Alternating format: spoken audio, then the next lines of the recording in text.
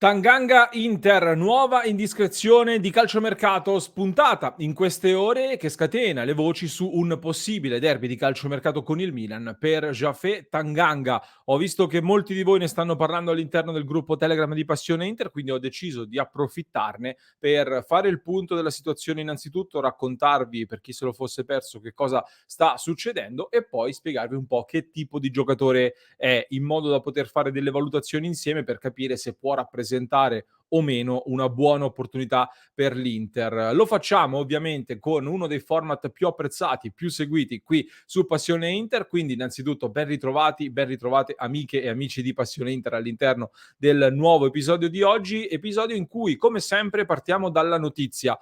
Che cosa sta succedendo? Perché oggi parliamo di Jafet Tanganga? Perché diversi quotidiani importanti, devo dire, e anche diversi giornalisti italiani e alcuni inglesi stanno parlando proprio in queste ore di un tentativo di inserimento da parte dell'Inter nella corsa a questo difensore di proprietà del Tottenham. Da tempo, lo sapete, forse avrete seguito nelle scorse settimane le voci di mercato che diciamo riguardano Tanganga, che lo accostano soprattutto al Milan. Il Milan che ci sta lavorando già da diverse settimane non ha affondato il colpo, non ha chiuso la trattativa e quindi dalle ultime indiscrezioni pare proprio che anche l'Inter si stia muovendo su questo difensore ed è una potenziale opportunità secondo me a livello di operazione perché nonostante un contratto fino al 2025 con il Tottenham, il club londinese sta di fatto aprendo alla possibilità di far partire il giocatore e soprattutto avrebbe già aperto alla cessione con la formula del prestito con obbligo di riscatto che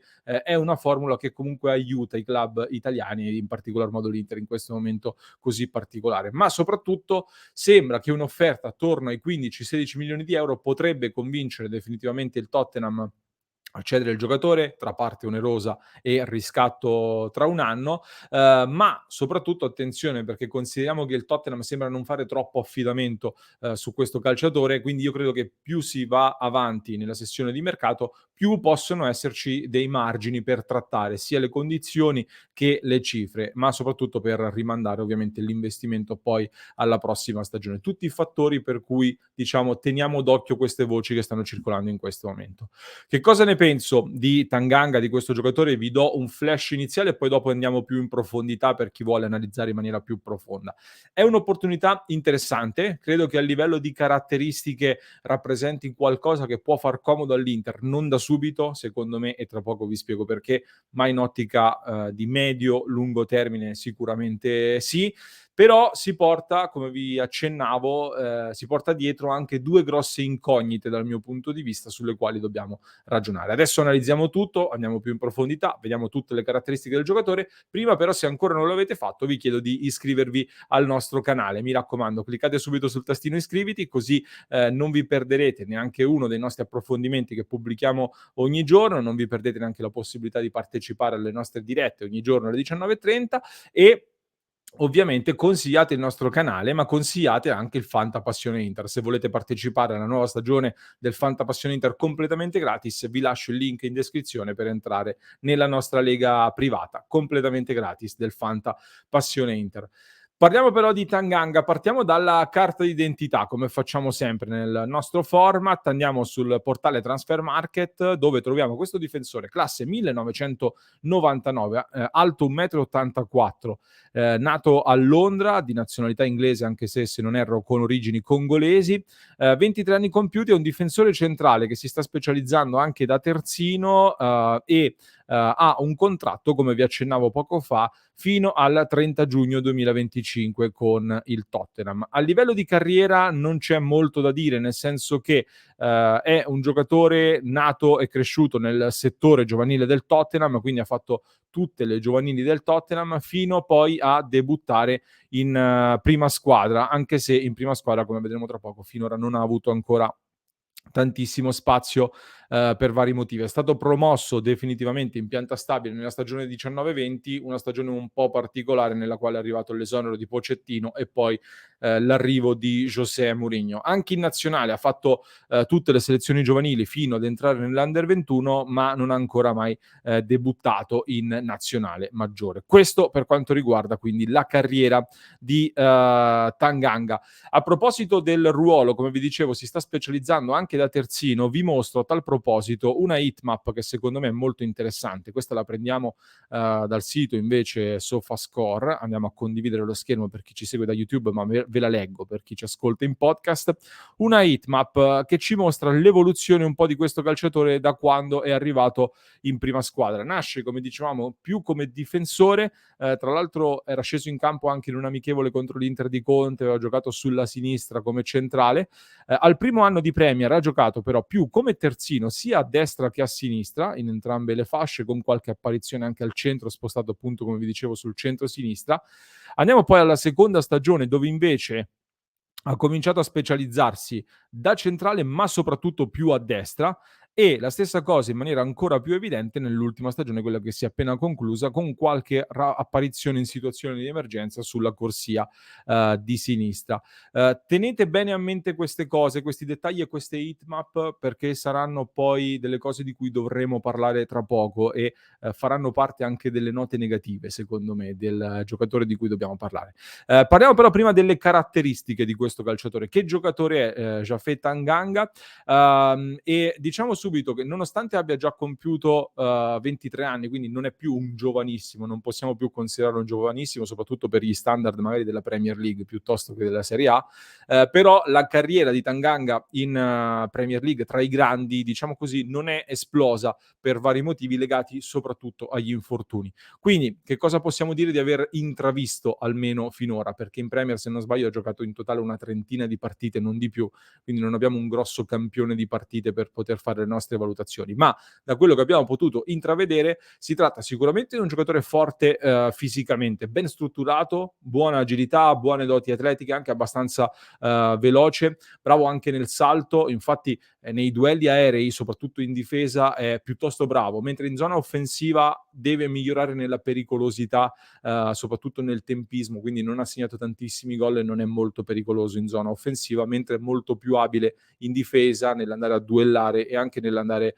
ad anticipare gli attaccanti. Infatti ha delle buone letture di gioco, sia nel respingere i tiri che nell'intercettare i passaggi, però non è un difensore molto elegante, diciamo che va dritto al sodo come tipologia di caratteristiche e come modo di interpretare la fase difensiva. Non rischia tante giocate con la palla tra i piedi anche quando recupera il pallone in fase difensiva, diciamo che se c'è bisogno di buttare il pallone in avanti non si fa troppi problemi, ecco. Quindi da questo punto di vista per l'Inter che stiamo vedendo oggi dovrebbe un po' modernizzarsi, diciamo così, per poter essere completamente dentro il mondo Inter di oggi.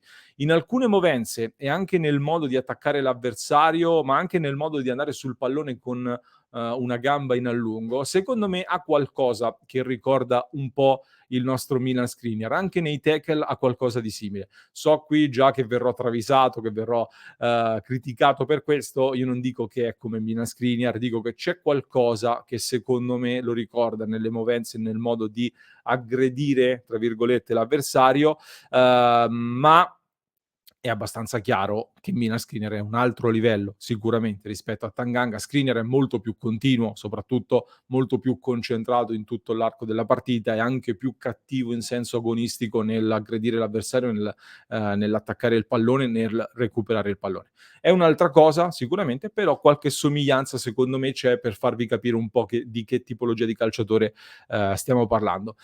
E arriviamo anche quindi alle considerazioni finali, aggiungendo, come vi dicevo, due note negative o comunque due incognite da tenere in considerazione. Tanganga mi sembra, come vi dicevo in apertura, un profilo interessante perché comunque è un classe 99. Arriverebbe dalla Premier League, nel caso in cui dovesse ovviamente concretizzarsi questa operazione che è ancora alle fasi di interessamento da quello che abbiamo percepito, e abbiamo visto sicuramente negli ultimi anni soprattutto diversi giocatori che arrivati un po' sotto traccia dalla Premier League poi in Serie A hanno fatto molto bene, quindi perché non potrebbe ripetersi di nuovo questa tendenza, ecco. Soprattutto però arriverebbe dal Tottenham di Conte, e anche se non ha potuto lavorare tantissimo con Conte, però sicuramente qualcosina avrà carpito dal metodo di lavoro di Conte, e sappiamo bene che il lavoro di Conte aiuta molto anche poi nell'adattamento in Italia ed in particolar modo nell'Inter. Allo stesso tempo, però, ci sono, come vi dicevo, 2 incognite da considerare. Innanzitutto gli infortuni, e condivido anche qui, per chi ci segue da YouTube, la schermata da Transfermarkt, dove leggiamo di un piccolo problema alla schiena nel 2020, ma poi soprattutto nella stagione 2021 uno stiramento alla coscia seguito da nuovi problemi alla coscia, quindi un infortunio alla spalla, e soprattutto la scorsa stagione, ad inizio febbraio, un problema al ginocchio che lo ha portato poi all'operazione, dalla quale sta recuperando ancora oggi. Oggi diciamo che è vicino al recupero e dal rientro in campo, però sostanzialmente ha saltato quasi tutta la parte finale della scorsa stagione per intero, e quindi anche la scorsa stagione non ha giocato molto.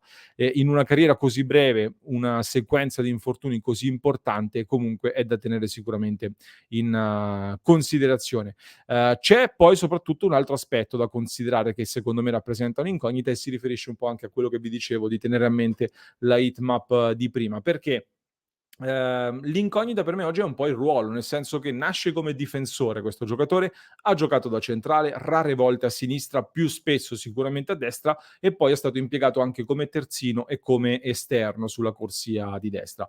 Un po' per necessità del Tottenham, sicuramente va detto anche questo, che aveva bisogno di esterni. Fatto sta comunque che da quando è salito in prima squadra, da quando ha iniziato a giocare tra i grandi, ai livelli in cui ovviamente ci si aspetta che debba fare il salto di qualità, ha spesso cambiato ruolo, giocato in più modi, in più zone del campo, come lo vedevamo appunto anche dalle heatmap. Mettiamoci dentro anche i vari infortuni, oggi per me il risultato è che Tanganga è un giocatore ancora da costruire a questi livelli, e ancora soprattutto da consolidare. Quindi, soprattutto in Italia, credo che secondo me poi come evoluzione potrebbe far bene da terzo a destra, nel ruolo di screener. Almeno questa è la mia sensazione per quello che ho potuto vedere di questo calciatore. Un'alternativa potrebbe essere anche nel ruolo di De Vrij, ma lì si aggiungono altre considerazioni da fare, quindi non sono sicurissimo. Diciamo che secondo me il ruolo di esterno non gli si addice troppo, potrebbe essere convertito in Italia tra il ruolo di Skriniar e il ruolo di De Vrij, con qualche difficoltà in più forse. Però ecco, il dubbio grande appunto è che questo calciatore andrebbe costruito in Italia poi, e non è pronto subito da inserire subito nell'Inter. Per cui da un lato porta delle incognite, dall'altro però se l'Inter riuscirà a tenere Skriniar, De Vrij e Bastoni, a consolidare il reparto difensivo anche con le altre alternative, mettersi in rosa un giocatore con queste caratteristiche può rappresentare anche una grande opportunità. Perché ho menzionato più volte Skriniar e lo menziono di nuovo. Skriniar è arrivato all'Inter non a caso nel 2017 e aveva già compiuto 22 anni, quasi 23 se non ricordo male, più o meno l'età di Tanganga oggi, quindi più o meno l'età è quella. Quindi non è giovanissimo, è vero, però abbiamo visto anche con Skriniar, ma non solo,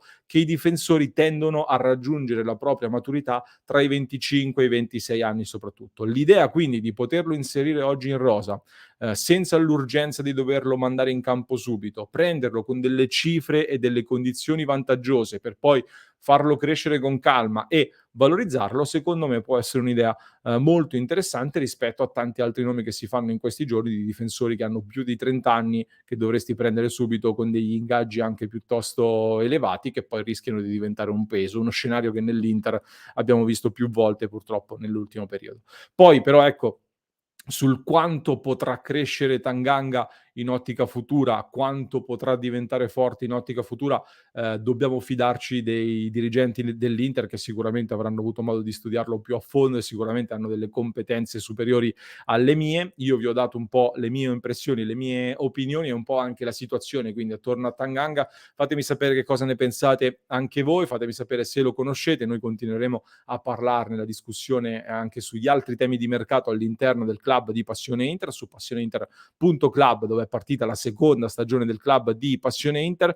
Prima di salutarvi vi lascio con un altro episodio da recuperare se ancora non lo avete visto. Riguarda Denzel Dumfries, abbiamo parlato di alcune notizie relative a Denzel Dumfries e ci abbiamo fatto sopra delle considerazioni anche a livello tattico e non solo. Vi consiglio, se ci state ascoltando in podcast, di recuperare il link che trovate in descrizione. Per chi ci segue da YouTube invece il link si trova qui, cliccate subito e guardate anche questo video, mi raccomando.